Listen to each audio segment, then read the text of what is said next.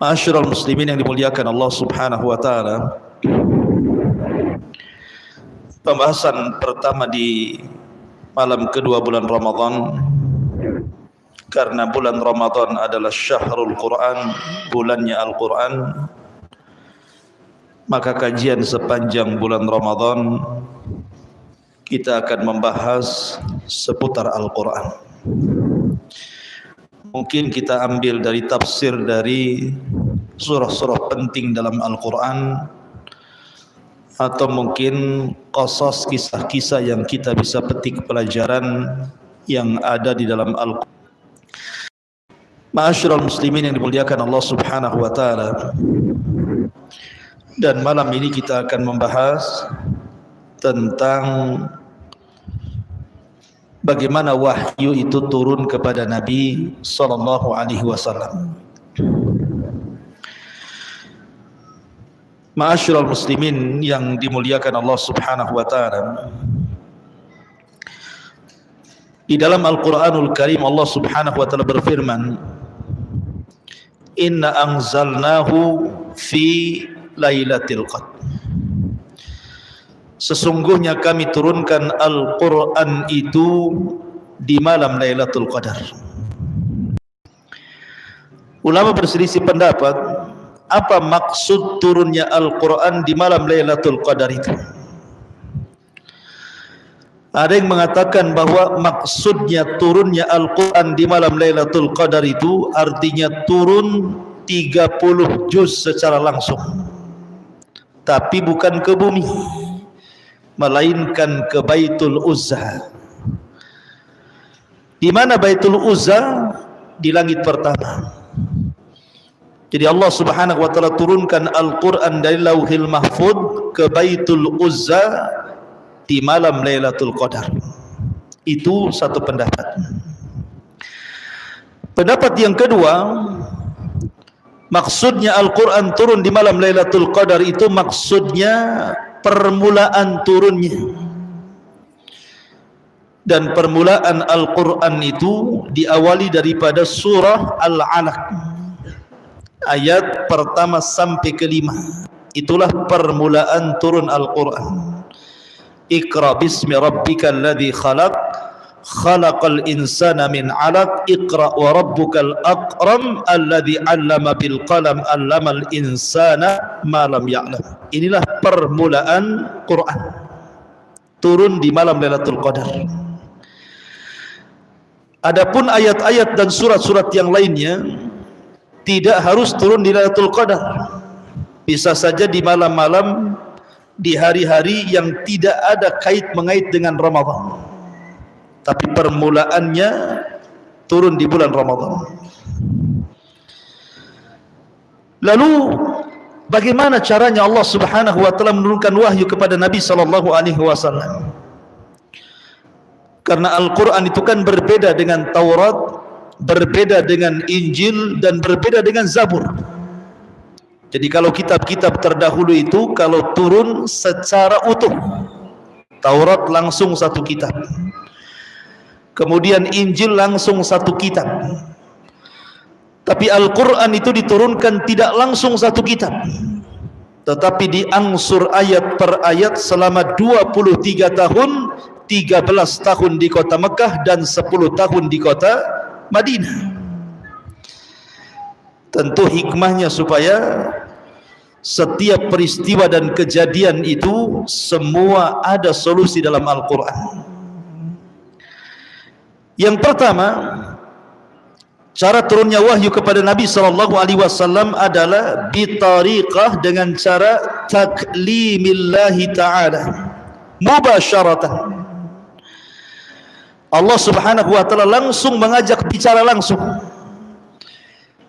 dengan Nabi sallallahu alaihi wasallam ataupun para nabi sebelumnya, min wara'i hijab, di balik hijab. Dan hijabnya Allah Subhanahu wa taala adalah cahaya. Jadi hijabnya Allah itu nur, dalam riwayat nar. Jadi satu riwayat hijabnya Allah itu cahaya, riwayat yang lain hijabnya Allah itu api. Karena Allah Subhanahu wa taala tidak mungkin terlihat di bumi. Akidah ahli sunnah wal jamaah berbeda dengan akidah Mu'tazilah atau akidah orang-orang sufi.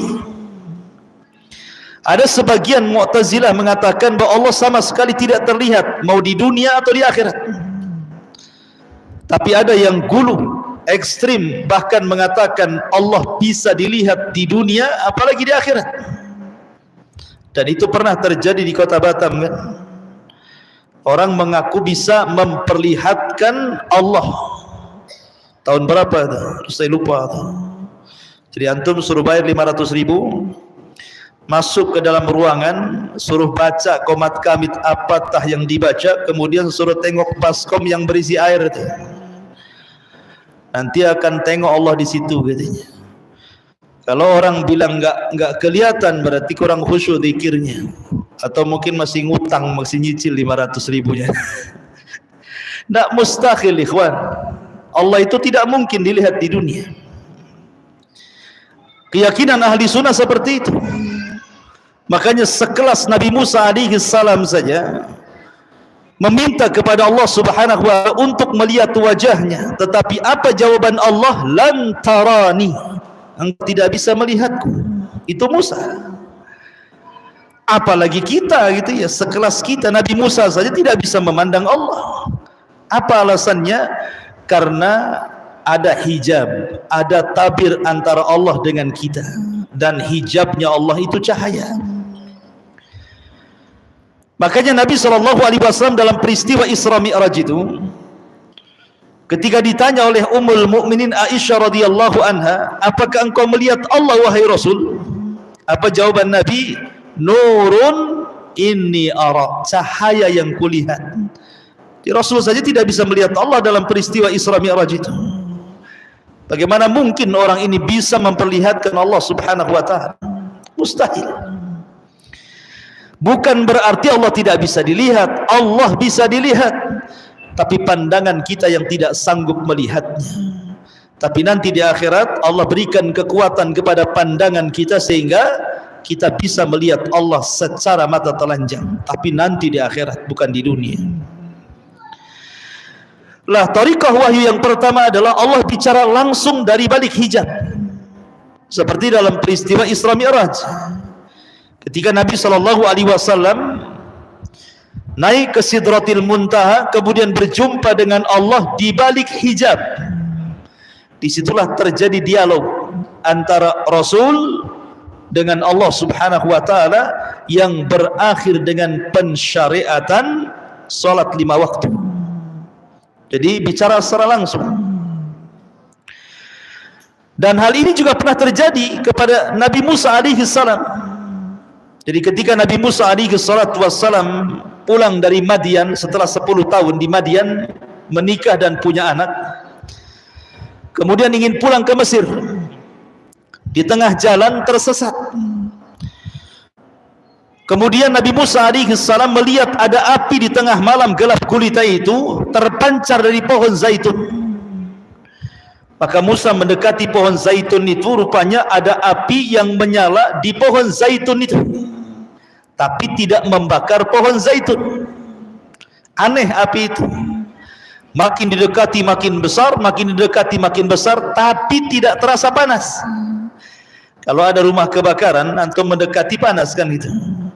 Makanya api itu berbagai macam. Pertama ada api yang membakar, seperti api yang antum ma'ruf, ibu-ibu nyalain kompor, itu hati-hati itu api bakar tuh. Kemudian ada api itu rasanya dingin, itu api yang membakar Nabi Ibrahim tuh. Allah mengatakan qul ya naru kuni bardan wassalaman ala Ibrahim. Hei api, jadilah kau dingin. Kalau ayat ini sampai di sini, tentu api satu dunia dingin. Yang sibuk adalah orang yang mau buat kopi, itu tidak panas-panas. Tapi Allah subhanahu wa ta'ala tidak sampai di sini. Wassalaman ala Ibrahim, artinya dinginnya itu api hanya khusus kepada Ibrahim saja, tidak kepada selain Ibrahim. Sebab kalau ayat ini titik sampai di sini tidak disebutkan ala Ibrahim, satu dunia api ini bisa dingin. Lalu apa gunanya kompor gas kan itu kalau apinya dingin? Tak bisa lah antum makan sop-sop panas itu kalau api dingin. Kemudian yang ketiga, ada api itu yang membakar, tidak membakar dan tidak panas. Nah, ini api yang didekati oleh Nabi Musa itu. Dia tidak membakar dan didekati tidak panas. Tiba-tiba di balik api, rupanya api itu adalah hijab antara Allah dengan Nabi Musa. Tiba-tiba di balik api itu Allah mengatakan, innani anallah, sesungguhnya aku adalah Allah wahai Musa Tuhanmu. Itulah wahyu yang pertama yang Allah wahyukan kepada Nabi Musa di pohon zaitun. Makanya Allah mengatakan syajaratun mubarakatun zaitunah. Pohon zaitun itu pohon yang diberkahi. Zaitun itu buahnya, kalau minyak disebut zait. Ma'asyiral muslimin yang dimuliakan Allah Azza wa Jalla. Makanya Musa alaihi salam disebut kalimu rahman, nabi yang banyak berdialog dengan Allah. Dan ada satu nabi lagi yang pernah berdialog dengan Allah secara langsung, ya, Nabi Adam alaihi salam. Kapan? Di sorga. Jadi dari 25 nabi dan rasul yang pernah diajak dialog secara langsung oleh Allah Subhanahu wa taala hanya 3 nabi. Pertama Adam, yang kedua Musa, yang ketiga Rasul sallallahu alaihi wasallam. Tetapi kalimat kalimur rahman lebih banyak disematkan kepada Nabi Musa alaihi salam. Pada Rasul pun pernah berbicara langsung dengan Allah dalam peristiwa Isra Mi'raj kan itu. Tetapi kalimat kalimur rahman lebih banyak disematkan kepada Nabi Musa alaihi salam. Ini thariqah yang pertama, Allah bicara langsung dengan Nabi. Begitulah cara wahyu turun. Yang kedua, an-nafthu fir rawi, di mana Allah Subhanahu wa taala memberikan kepada hati Nabi itu perasaan takut yang luar biasa. Dan ini berdasarkan firman Allah Subhanahu wa taala, wa ma kana li basharin an yukallimahu Allahu illa wahya aw min wara'i hijab aw yursila rasulan fayuhi bi idnihi ma yasha innahu aliyyun hakim. Dan tidaklah seorang manusia berbicara langsung dengan Allah kecuali berdasarkan wahyu. Kalau bukan wahyu, Allah tidak mungkin bicara langsung dengan manusia. Kan ada tuh orang yang mengatakan haddatsani qalbi an rabbi. Pernah dengar itu? Telah menceritakan hatiku langsung dari Allah, katanya. Kalian ini mengambil ilmu dari orang mati, katanya. Kalau antum baca Sahih Bukhari, Sahih Bukhari itu kan diawali dari guru Imam Bukhari yang pertama, haddatsana fulan qala, haddatsana fulan qala, haddatsana fulan qala, sampai an Abi Hurairah an Rasulillah sallallahu alaihi wasallam. Kan begitu kalau antum baca Sahih Bukhari itu. Kalian itu mengambil ilmu dari orang mati, gitu. Bukhari sudah mati, gurunya sudah mati, guru-gurunya sudah mati, Abu Hurairah sudah mati, Rasul pun sudah mati. Ngapain cari ilmu dari orang mati, katanya. Lihat aku cari ilmu dari zat yang hidup. Haddatsana qalbi an rabbi, telah menceritakan hatiku langsung dari Allah, katanya. Ada orang kayak gitu tuh. Kalau tingkatannya sudah makrifat biasanya. Kalau belum makrifat tidak bisa antum. Jadi mereka langsung menceritakan hatinya dari Allah, gitu. Allah bantah, tidak mungkin, mustahil. Kenapa? Wa ma kana li basharin an yukallimahu Allahu illa wahya. Tidak mungkin Allah Subhanahu wa taala berbicara dengan seorang hamba kecuali dalam bentuk wahyu. Dan wahyu itu tidak turun kecuali kepada para nabi dan rasul. Orang biasa mana bisa dapat wahyu? Kalau seandainya ada bisikan, ibu bukan dari Tuhan, jangan-jangan dari syaitan dan bentuknya wangsit namanya. Bukan wahyu, wangsit namanya. Kok bisa dia mengatakan haddatsani qalbi an rabbi? telah menceritakan hatiku dari Tuhanku. Siapa anda? Emang anda tuh anda Rasul? Sudah tidak ada lagi Rasul itu karena ditutup dengan kenabian Rasul sallallahu alaihi wasallam. Rasul sendiri yang bicara, la nabiyya ba'di, tidak ada nabi sepeninggalku. Artinya bahwa kalau sudah ditutup kenabian, Allah tidak mungkin bicara langsung dengan hambanya. Karena kalau seandainya Allah bicara langsung dengan hambanya, itu hanya dalam bentuk wahyu saja. Ini berdasarkan. Kemudian Allah Subhanahu wa taala mengatakan aw mi wara'i hijab, ataupun bicara di balik hijab, aw yursila rasulan, ataupun mengutus seorang rasul, artinya mengutus Jibril, fayuhiya biizni, dan dia pun memberikan wahyu dengan izin Allah, ma yasha, sesuai dengan kehendak Allah Azza wa Jalla. Terkadang Jibril datang kepada Rasul dalam berbagai macam bentuk. Pertama, dalam bentuk yang sangat menakutkan. Jadi Jibril alaihi salam datang kepada Nabi sallallahu alaihi wasallam, kemudian memberikan ketakutan ke dalam hatinya sehingga Rasul bergetar. Sehingga dalam kondisi dingin Rasul kepanasan dan akan berkeringat. Dan itu seperti kisah ketika Ummul Mukminin Aisyah radhiyallahu anha difitnah berzinah dengan seorang sahabat namanya Safwan ibn Mu'attil. Jadi Aisyah radhiyallahu anha suatu ketika ikut perang, karena Rasul itu biasanya kalau peperangan istrinya akan banyak. Ada 11 istrinya, tidak dibawa semua perang. Biasanya diundi. Nanti siapa yang keluar dari undian itu, maka dia berhak untuk ikut perang bersamanya. Kalau antum tidak perlu diundi, satu ngapain mau diundi?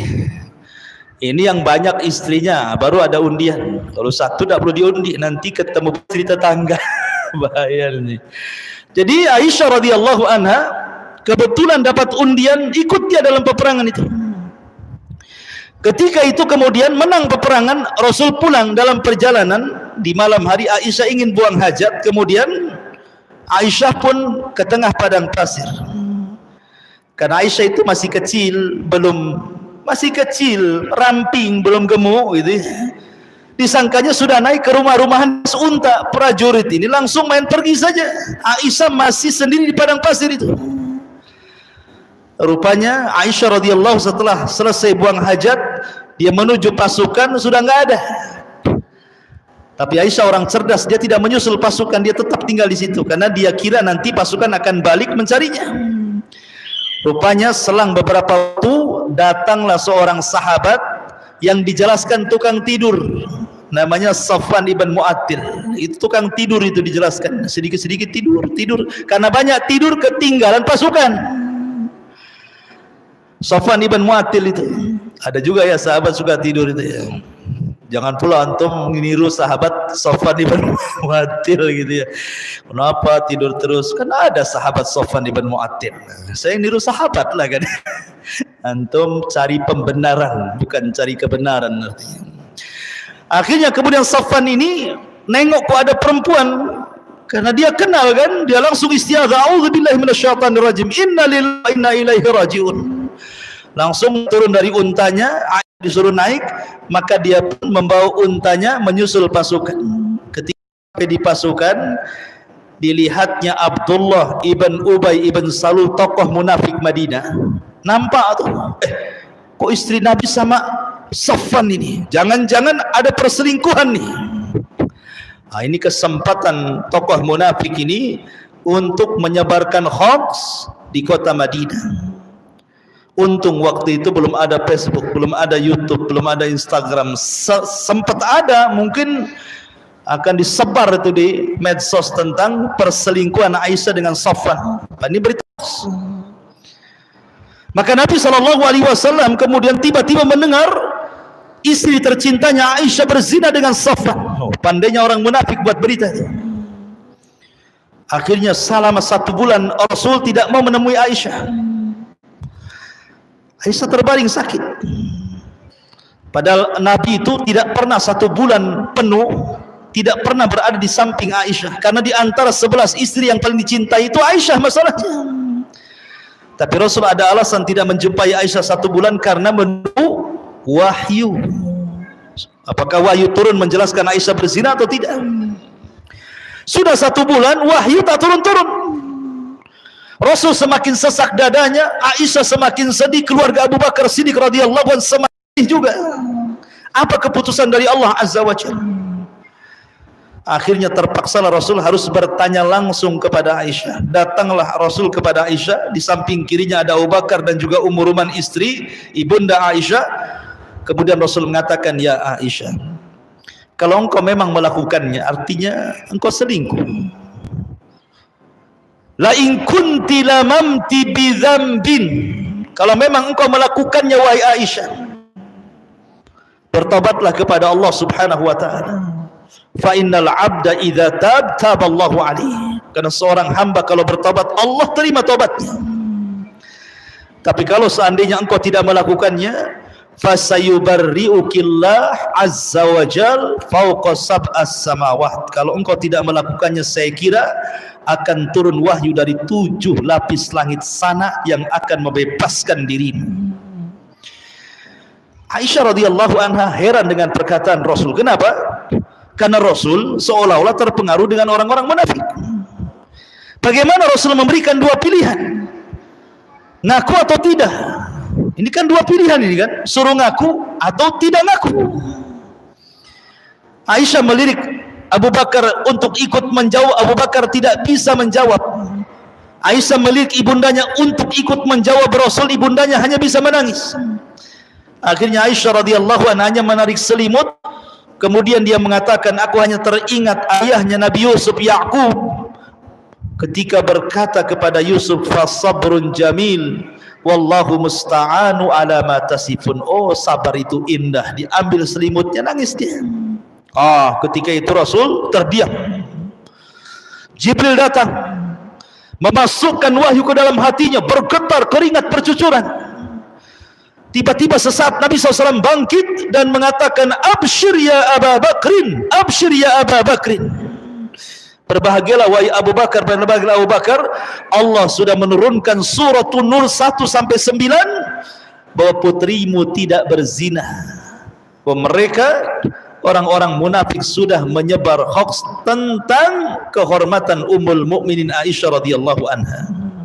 Ini bentuk kedua, Jibril memasukkan perasaan takut sehingga Rasul gemetar gitu ya. Ini thariqah yang kedua. Kemudian thariqah yang ketiga terkadang dalam bentuk mimpi. Mimpinya para nabi itu wahyu. Beda dengan mimpi antum, wangsit.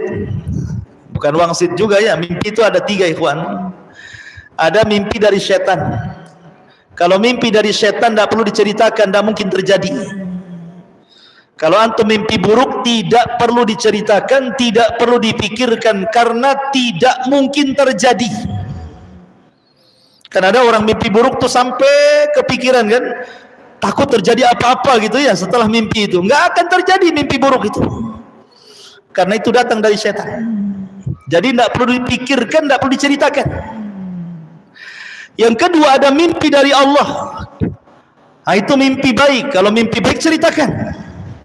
Mimpi baik itu diceritakan supaya ditakwilkan dengan cara baik dan menjadi sebuah kenyataan.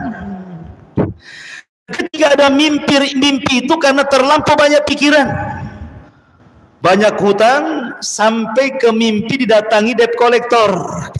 Kan ada tuh banyak pikir ya, mikir sampai ke bawah mimpi ya. Itu bisa terjadi tuh, kebanyakan mimpi sampai ke bawah mimpi, ini pun tidak akan terjadi. Jadi yang mungkin terjadi itu hanya mimpi baik saja. Makanya dalam Islam yang boleh diceritakan soal mimpi ini adalah mimpi baik, mimpi datang dari Allah. Tapi mimpi seorang nabi berbeda. Walaupun mimpi buruk itu, contoh umpamanya Ibrahim, mimpi buruk, dalam mimpinya disembelih pula putrinya, itu kan mimpi buruk, menyembelih putrinya. Tetapi karena ini adalah nabi yang bermimpi, otomatis ini perintah.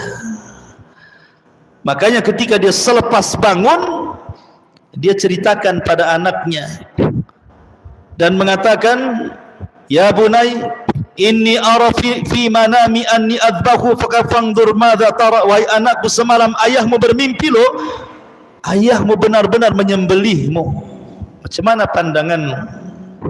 Kalau seandainya antum bermimpi nyembelih anak antum, tiba-tiba habis mimpi dipanggil anaknya, jangan yang sudah dewasa, usia 7-8 tahun saja, kira-kira jawabannya apa tuh?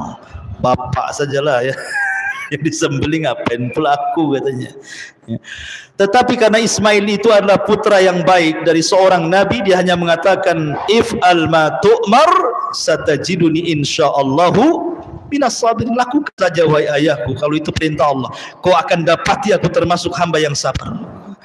Dari sini menunjukkan bahwa mimpinya seorang nabi itu wahyu. Makanya ketika Nabi SAW sebelum diangkat menjadi nabi 3 bulan setelahnya selalu bermimpi aneh. 6 bulan setelahnya Rasul diangkat jadi nabi itu di Gua Hira, itu 6 bulan sebelumnya suka mimpinya aneh.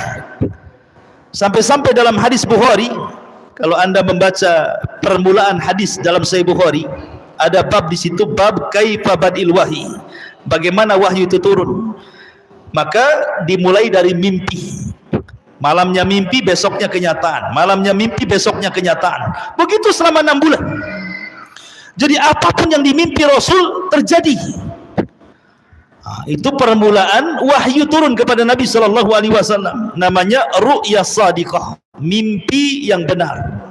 Ini juga tariqah yang ketiga dari tariqah di mana wahyu itu turun kepada Rasul. Dan yang terakhir, tariqah dengan cara malaikat Jibril menjelma manusia, seperti hadis Umar bin Khattab gitu ya. Ada orang yang sangat hitam rambutnya, sangat putih bajunya, kemudian masuk, nggak ada bekas perjalanan, tiba-tiba dekat Rasul bertanya soal Islam, iman dan ihsan. Atau terkadang Nabi SAW berjumpa dengan seorang sahabat Dihyatul Kalbi, orang yang paling ganteng dari sahabat Muhajirin. Terkadang Jibril menyerupai Dihyatul Kalbi, kemudian berbicara dengan Nabi, dan begitu seterusnya. Ini adalah tariqah wahyu yang sampai kepada Nabi sallallahu alaihi wa ala alihi wasallam. Wallahu a'lam bishawab. Sudah 9:30. Mudah-mudahan ada manfaatnya. Subhanaka bihamdika asyhadu an la ilaha illa anta astaghfiruka wa atubu ilaik. Allahu ta'ala alam. Assalamualaikum warahmatullahi wabarakatuh.